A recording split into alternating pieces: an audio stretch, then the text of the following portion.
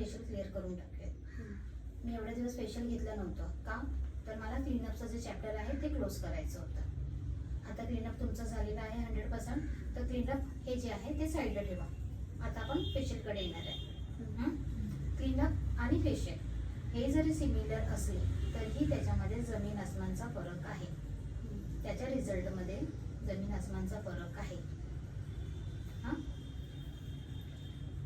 आता फेशियल करताना आपल्याला जे किट येतात मार्केटमध्ये, त्या किटवर लिहिलेलं असतं ऑइली स्किनसाठी, ड्राय स्किनसाठी, नॉर्मल स्किनसाठी, ऑल टाईप स्किन, हे सगळं त्या फेशियल किटवर लिहिलेलं असतं.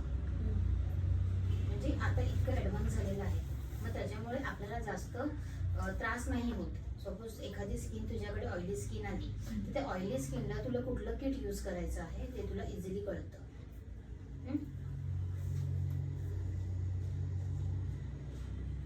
Oily skin, dry skin,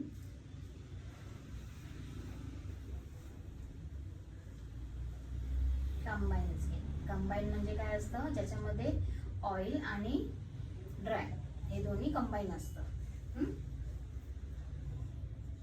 acne, ज्या स्किनवर टॅन आहे त्या स्किनवर पण आपण फेशियल करतो.